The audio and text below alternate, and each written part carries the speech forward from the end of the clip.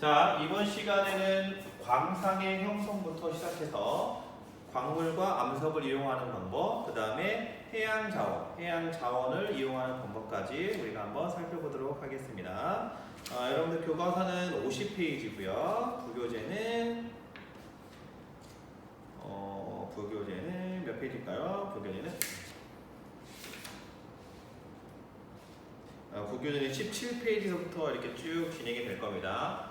자세한 내용들은 부교재에 자세히 나와 있으니까 여러 가지 암석과 광물을 이용하는 방법들은 그걸 좀 살펴보시고요. 대략적인 거 우리가 한번 살펴보도록 합시다. 자, 먼저 우리 광상이라고 하는 건 뭐냐면 어떠한 우리 인간에게 유용한 물질들이 농집되어 있는 것, 그걸 우리가 광상이라고 이렇게 이야기합니다. 이런 광상을 만들어지는 방법, 광성이 어떻게 형성되었는지에 대한 이야기를 살펴보도록 합시다. 자, 미국의 빙엄, 칠레의 로머스는 대규모의 구리 광상이 형성되어 있다. 이 장소에 구리가 많이 발견되는 까닭은 무엇이냐? 바로 어떻게 형성된 거냐라는 겁니다. 이런 광산들은 대부분 이제 노천광 중에 하나입니다. 우리가 광상이라고 하면은 어떤 산골의 산에서 땅을 파고 막 들어가야서 그것을 막 캐내는 거, 물론 그런 것도 있습니다. 하지만 좀 대규모에 있는 광산들은 대부분 이렇게 널려 있는 노천 상태에 있는 그런 광산이 많다라고 보시면 되겠습니다. 바로 이곳이 빙엄 광산과 칠레의 로바스 바야스 광산이 바로 이 대표적인 노천 광산의 그 예입니다. 그래서 이런 형태로 되어 있다라고 보시면 되겠습니다. 자, 유용한 광물, 아까도 얘기했지만 유용한 광물이 지각 내의 평균적인 함량보다 훨씬 높은 비율로 모여있는 이러한 곳을 광상이라고 이렇게 합니다. 이렇게 광상은 크게 우리가 배웠듯이 화성암, 변성암, 퇴적암 이렇게 배웠다시피 크게 화성암에 의해서 화성작용에 의해서 만들어진 화성광산, 그 다음에 퇴적작용에 의해서 만들어진 퇴적광산, 변성작용에 의해서 만들어진 변성광산, 이렇게 크게 세 가지로 보면 됩니다. 지금 화성암, 퇴적암, 변성암처럼 화성광산, 퇴적광산, 변성광산 이렇게 세 가지가 있다라고 보시면 되겠습니다. 그래서 여기 나와 있는 거죠. 이렇게 넘어갑시다. 자, 그 과정에서 이제 마그마가 화성광상이라고 하는 것은 마그마가 냉각되는 과정에서 유용한 광물이 정출되는 거, 이걸 우리가 화성광상이라고 이렇게 이해합니다. 이런 화성광상에는 크게 세 가지의 종류가 있는데요. 첫 번째가 정마그마 광상. 고온의 마그마가 냉각되는 초기에는 용융점이 높고, 그 다음에 밀도가 큰 광물이 정출되는 거, 이걸 정마그마 광상이라고 얘기하고요. 남아있는 마그마가 냉각돼서 후기의 마그마가 주변에 암석을 뚫고 들어가서 형성되는 거, 우리가 페그마타이트 광상. 마그마가 냉각된 후 남은 열수, 뜨거운 물의 주변에 침전돼서 만들어진 게 열수 광상. 그 다음에 부교재에 있는 기성광상이라고 나와 있는데, 이 기성광상은 말 그대로 수증기, 마그마와 있던 수증기와 휘발 성분이, 기체 성분이 만들어져서 만들어진 기성광상, 이렇게 크게 있다라고 보시면 되겠습니다. 그래서 대표적으로는 이제 정마그마 광상, 페그마타이트 광상, 열수 광상, 이 세 가지가 화성 광상의 예다라고 보시면 됩니다. 이쪽에 나와 있는 거 이 마그마에서 만들어내는 광물들이니까 살펴보시면 되겠습니다. 그 다음에 지표의 암석이 풍화, 침식, 운반, 퇴적, 이거 무슨 암석이야? 퇴적암이죠. 퇴적암의 작용에서 만들어진 이것들을 우리가 퇴적광상이라고 이렇게 이야기를 합니다. 풍화된 광물이 흐르는 물에 운반되어 동안 밀도가 큰 광물이 쌓여서 바닥에 쌓인 거 우리가 표사광상이라고 하고요. 고온 다습한 열대 지방에서 화학적 풍화작용이 활발하게 일어나는 곳에서 만들어진 이러한 광상을 풍화, 잔류 광상. 마지막으로 해수가 증발해서 만들어진 이런 광상을 침전 광상, 그러니까 퇴적작용에 의해서 만들어진 광상이다. 그래서 표사 광상, 풍화 잔류 광상, 그 다음에 침전 광상, 이런 것들이 있다라고 보시면 되겠습니다. 그 다음에 기존의 지각 변동에 의해서 기존의 광상이 열과 압력에 의해서 변성작용을 받았다. 변성작용을 받았어요? 변성 광상이라고 얘기할 수 있습니다. 교대 광상과 광역 변성 광상이 있다. 대표적인 산출 광물은 우라늄, 흑연, 화석, 남정석 등이 있다라고 보시면 되겠습니다. 자, 그래서 우리나라는 그러면 화성 광상, 퇴적 광상, 병성 광상들이 있느냐? 예, 있습니다. 그래서 여기서 살펴보면 이렇게 됩니다. 자, 우리나라에는 화성 광상, 퇴적 광상, 변성 광상이 주로 나타나는데 화성 광상은 봉화와 고성, 태백산 일대, 퇴적 광상은 강원도 양양과 경상남도 하동 일대, 변성 광상은 경상도 울진, 그 다음에 충청북도 충주 쪽에 있고요. 대표적인 자원들은 이렇게 되어 있습니다. 한번 여러분들이 살펴보시면 될 것 같아요. 자, 그래서 정리해보면 마그마가 냉각되는 과정에서 광물이 정출되어 형성되는 광상은 화성광상. 보크사이트, 아까 보크사이트 어디에서? 고온 다습한 환경에서 만들어진다라고 했습니다. 변성광석에 산출되는 자원은 아까 했죠. 변성광석에서는 우라늄이라든지 흑연이라든지 활석이라든지 남정, 즉 변성작용을 받은 그러한 광상이다라고 보시면 되겠습니다. 자, 그럼 이렇게 만들어진 광상에서 정출되는 이런 것들이 있는데 이러한 것들을 우리가 뭐라고 하냐면 광물, 그 다음에 암석이라고 이렇게 얘기합니다. 이런 광물과 암석, 우리에게 유용한 광물과 유용한 암석이 있고 이런 것들을 우리가 뭐라 하면 자원이라고 표현하는 거죠. 자원은 어떻게 되어 있냐라는 겁니다. 자, 우리가 휴대전화, 우리가 평상시 사용하는 휴대전화, 크기는 작지만 그 휴대전화 안에는 여러 가지 부품들이 들어가 있습니다. 그 부품들에는 철, 규소, 니켈, 크롬, 금 등 수십 종의 광물이 들어가 있는 게 바로 휴대폰인데 우리가 당연히 사용되는 그런 것들이 많이 있다는 겁니다. 그래서 일상생활에서는 이런 거 있습니다. 자, 휴대전화는 크기가 작지만 기판, 배터리, 카메라, 렌즈 등 케이스 수많은 부품으로 이루어져 있고 각 부품에는 철, 규리, 니켈, 크롬, 금, 구리, 납 등의 광물들이 사용된다. 그리고 뭐 이리듐, 라타늄, 레오늄 같은 히토류 광물도 역시 마찬가지로 필수적으로 사용된다는 거죠. 이 히토류 광물은 사실은 매우 중요합니다. 왜냐하면 희귀하지만 지금 첨단 산업에 있어서 꼭 필요한 AI라든지 IT 산업이라든지 뭐 반도체라든지 이런 것들 만들 때 꼭 필요한 광물이기 때문에 매우 중요한데 이 생산지가 대부분 또는 매장된 곳이 대부분 어디냐면 중국입니다. 그래서 중국과 그런 마찰이 있을 경우 이런 히토류 수입 같은 것들이 잘 되지 않을 경우도 종종 있다라고 보시면 되겠습니다. 자, 일상생활에서 산업에 이용하는 광물을 광물 자원이라고 하는데 인간 생활에 유용하게 사용되는 것들을 자원이라고 이렇게 얘기하고요. 이런 자원에서는 금속 성분으로 이루어진 금속 광물 자원과 그 다음에 금속 광물 제한 나머지 모든 자원들을 우리가 비금속 자원이라고 이렇게 비금속 광물 자원이라고 합니다. 광물 자원에는 이렇게 두 가지 금속 광물 자원과 비금속 광물 자원이 있다라고 생각하시면 되겠습니다.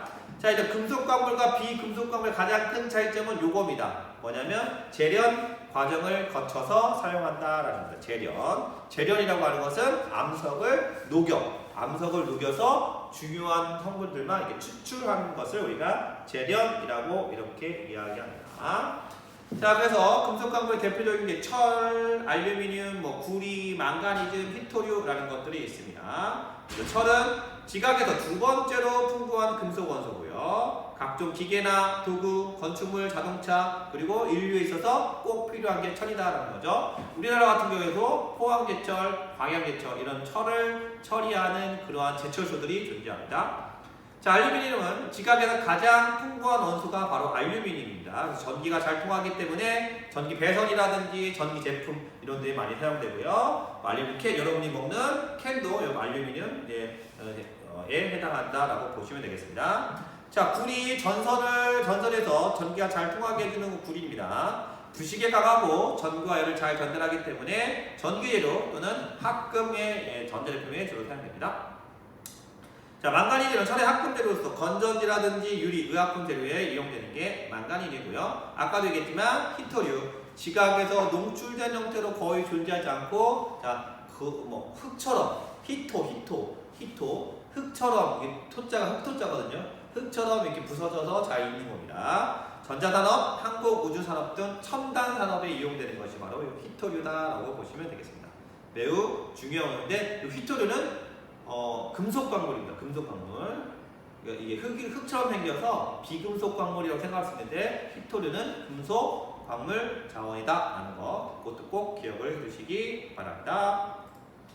자, 대부분 이제 비금속 광물은요, 재련을 거치지 않는다. 재련을 거치냐, 거치지 않냐에 따라서 우리가 금속 광물과 비금속 광물을 이렇게 구분하는데, 재련은 녹이는 겁니다. 그래서 얘 재련을 거치지 않고 직접 제품의 원료로 사용됩니다. 석영, 장석, 고령토, 활석이 있는데, 우리나라에는 요 고령토가 많이 있죠. 도자기의 원료가 됩니다. 따라서 우리나라 뭐가 많아? 고려청자, 조선백자 이런 것도 유명하죠. 이런 것들이 바로 고령토가 매우 좋기 때문에 그런 거고요. 이 고령토가 조금 더 풍화되면 뭐가 되냐면 알루미늄이 됩니다. 알루미늄이에요. 그래서 사실 저기 아까 칠레라든지 미국에 있는 그쪽은 고령토가 조금 더 풍화돼서 만들어진 알루미늄 산지다라고 이렇게 볼 수가 있습니다. 이렇게 된다라고 보시면 돼요.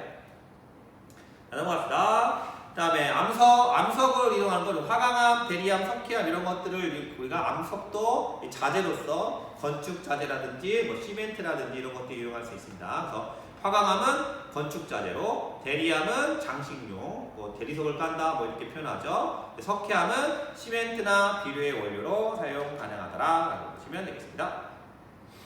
자, 그래서 우리가 한번 탐구 활동을 해보겠는데요. 여러 가지 것들을 우리가 한번 살펴보도록 하겠습니다.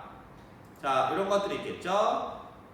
광물이나 조사한 광물 암석을 금속 광물과 비금속 광물 또는 화성암, 폐쇄암, 변성암으로 구분해 보면 철, 구리, 흑연, 석탄 우리 주변에 흔히 볼 수 있는 자원들이다라고 볼 수 있는데요. 얘네들은 철은 금속 광물, 구리도 금속 광물, 흑연과 석탄은 비금속 광물에 해당하고 철은 화강암, 구리는 석회암, 흑연은 대리암, 석탄은 편마암에서 주로 나타난다. 분류를 해보면 철은 화성암에서, 구리는 퇴적암에서, 흑연은 변성암에서, 석탄은 변성암에서 이렇게 암석으로 이렇게 분류할 수 있다라고 생각을 하시면 되겠습니다. 자, 이런 물건들 광물은 어떤 성질이냐면요, 구리, 석탄, 화강암은 이러한 성질을 이용할 수가 있습니다. 아까도 반복적으로 얘기했지만 구리는 열과 전기를 잘 전달해서 난방제나 전도체로 이용되고요. 그 다음에 구리는 부식에 강하고 합금 등의 소재로 이용됩니다. 석탄은 연소할 때 많은 열을 공급하기 때문에 화력 발전이나 난방 등에 사용되고, 화강암은 아까 했지만 건축 자재로 주로 잘 사용된다. 간단하기 때문에 건축 자재로 잘 사용된다라고 합니다. 자, 조사 물건에 사용된 광물이나 암석을 대체할 수 있는 것들은 또 뭐가 있느냐? 뭐 여러 가지가 있겠죠. 은은 구리 대신 사용할 수가 있습니다. 하지만 은은 비싸죠. 은은 비쌉니다. 그죠? 그래서 은을 사용하는 그런 곳도 있어요. 매우 비싸긴 하지만. 자, 그 정리하기 문제 한번 핵심 개념하기 문제 풀어보도록 하죠. 자, 재련 과정을 거쳐서 만들어지는 거 무슨 광물? 금속 광물 자원이고요. 자동차를 만들 때 이용되는 광물은 여러 가지가 있습니다. 여러분 조사하면 되겠지만 선생님이 제시할 수 있는 건 이 정도가 되겠네요. 차체는 철과 알루미늄, 전조등에는 텅스텐, 타이어에도 역시 알루미늄이 들어가고요. 마그네슘, 타이타늄, 그 다음에 배선들, 자동차의 배선들에서는 구리, 유리, 규소 이런 것들이 사용된다라고 보시면 되겠습니다. 자, 이렇게 해서 우리가 금속 광물 자원과 비금속 광물 자원 나눴는데요. 광물 자원이다라는 거고요. 두 번째는 이제 해양 자원. 이번에는 해양 자원에 대해서 우리가 한번 살펴볼 건데요. 해양 자원은 두 가지가 있습니다. 첫 번째 해양 에너지 자원이 있고요. 두 번째는 해양에서 나타나는 그러한 물질 자원들이 있다라고 보시면 되겠습니다. 근데 바다는 육지보다 훨씬 더 넓은 면적을 가지고 있기 때문에 그곳에서 얻어낼 수 있는 자원들이 많이 있다. 특별히 에너지 자원 같은 것들은 매우 친환경적이고 재생 가능한 거다라고 보시면 되겠습니다. 자, 2016년 7월 우리가 서태평양에서 니켈, 구리, 망가니즘 편의 망가니즘 각 돌덩어리를 확보했는데요. 이런 것들이 어떤 것들이냐면 이런 것들이 있습니다. 이게 2016년도에 7월 서태평양 마젤란 해역에서 망가니의 각이라고 표현하는데 망가니의 덩어리입니다. 그러니까 여러 가지 금속 광물들이 모여 있는 그런 집합체라고 보면 되겠어요. 이거를 확보했고요. 이런 것들을 단독개발관을 확보한 태평양의 클라리온 클리퍼 광구의 망가니즘 단계와 더불어서 망가진 각을 얻음으로써 미래의 산업 활동에 있어서 즉 해양 바다의 그 넓은 바다를 쪼개서 광구를 만들었는데 그곳에서 이제 우리나라가 채취할 수 있는 권리를 획득했다라는 겁니다. 그래서 여기도 지금 있고요. 여기도 두 개. 우리나라는 두 군데 정도 확보해서 그곳에서 이렇게 망가니즘이 포함되어 있는 여러 가지 금속 광물들을 지금 채취하고 있다라고 보시면 되겠습니다. 자, 그 다음에 에너지 자원인데요. 이거 우리나라가 이거 독도, 뭐 울릉도 이렇게 해서 맨날 이렇게 경쟁하는 이유가 여러 가지가 있는데 그 중에 하나가 바로 이겁니다. 바로 가스 수화물이라고 하는 것이 뭉쳐 있습니다. 어디에? 동해 바다에. 그래서 메테인이 저온 고압, 저온 온도가 낮지만 고압의 환경, 즉 수심이 깊은 환경에서 물 분자와 결합해서 만들어진 거, 이걸 우리가 가스 수화물이라고 하는데요. 이 가스 수화물이 우리나라 동해 울릉부지에 많이 있다라는 겁니다. 그래서 이 녀석을 채취하기 위해서 지금 일본과 싸우고 있는 거다라고 보시면 돼요.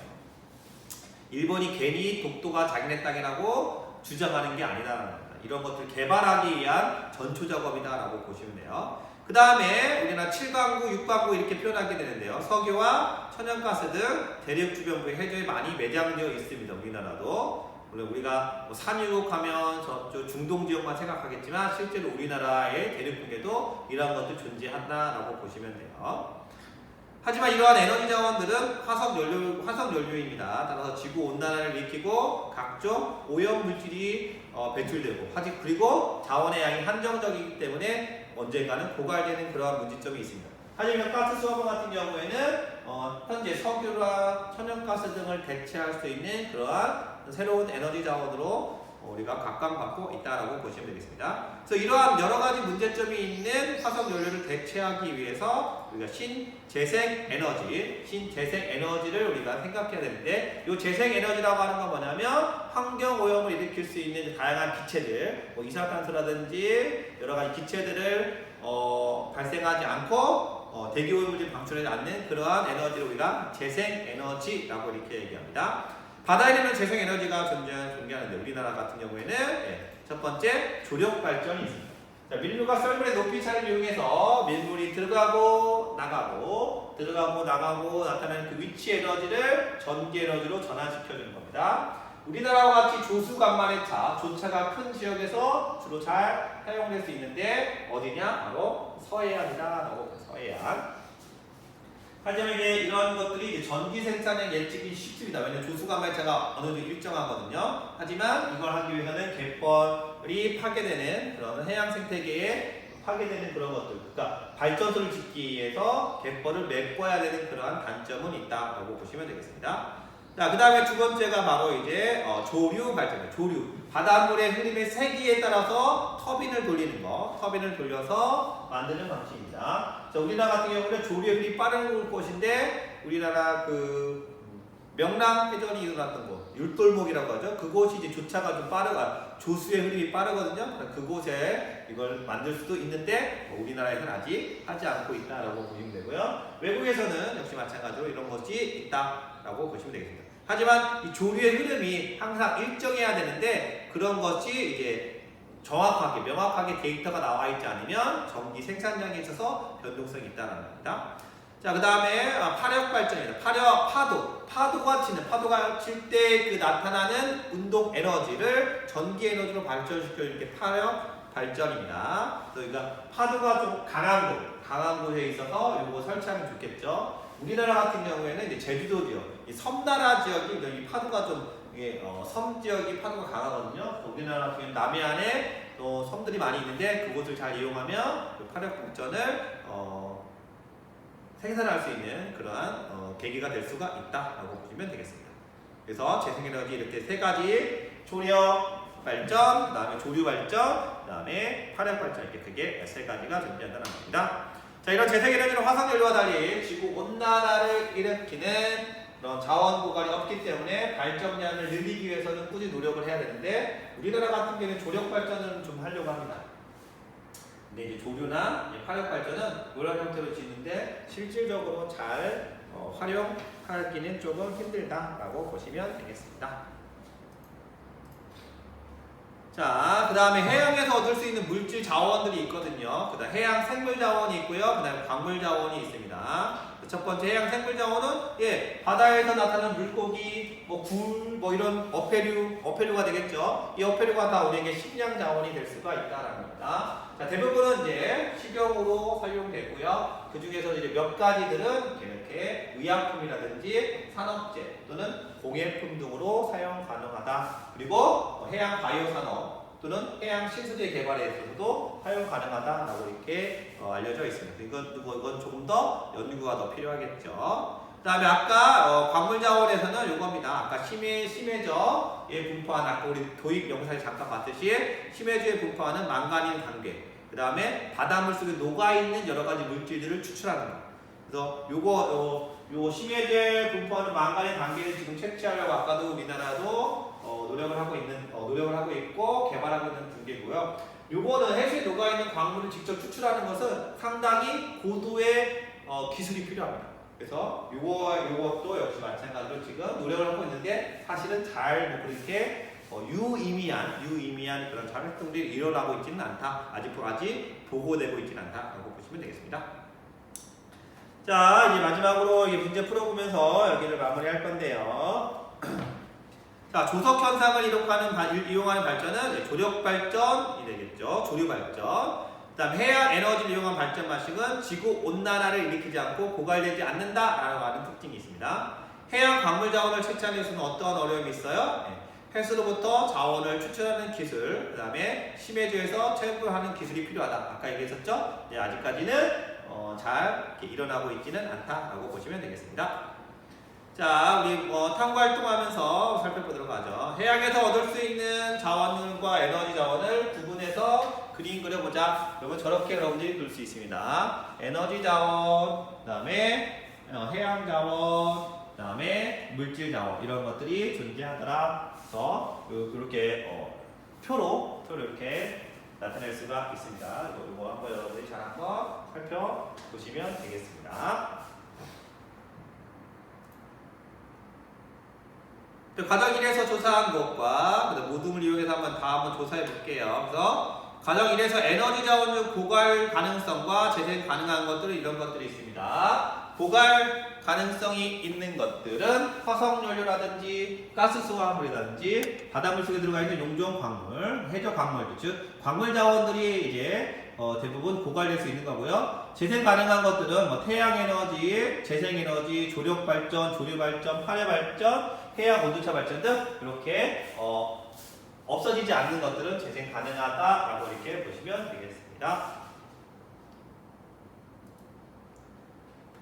그 다음에 해양 자원의 개발의 중요성을 한번 살펴보자면요. 해양 에너지, 첫 번째 해양 에너지는, 재생 에너지는 없어져 안 없어져? 없어지지 않죠. 무한한 가능성이 있고 무한정 이용할 수 있고, 다음에 또 제일 중요한 건 지구온난화와 같은 환경오염을 일으키지 않는다라고 하는 그러한 장점이 있습니다.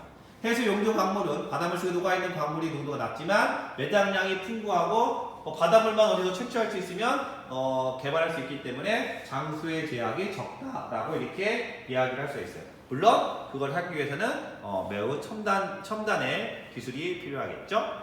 해저 광물은 품위가 높아서 채굴 기술만 역시 만약 개발된다면 경제성은 매우 높습니다.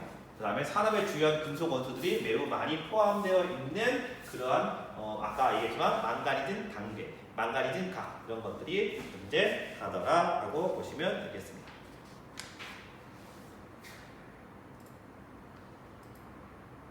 자, 이렇게 해서 우리가 해양 에너지 자원까지 이렇게 살펴봤는데요. 우리가 광물이라고 하는 건, 자원이라고 하는 건 뭐냐? 지상에도 있을 수 있고 바다에 있을 수 있다. 그리고 자원은 인간 생활에 매우 유익한 것들이다 라고 이렇게 여러분들이 생각을 하시면 되겠고요. 이렇게 바다에서나 그 다음에 육지에서나 여러 가지 광상이 만들어질 수 있고 자원을 확보하는 것이 미래 사회에 있어서 매우 중요한 활동이다 라고 이렇게 생각하시면 되겠습니다. 오늘 수업은 여기까지 하도록 하겠습니다.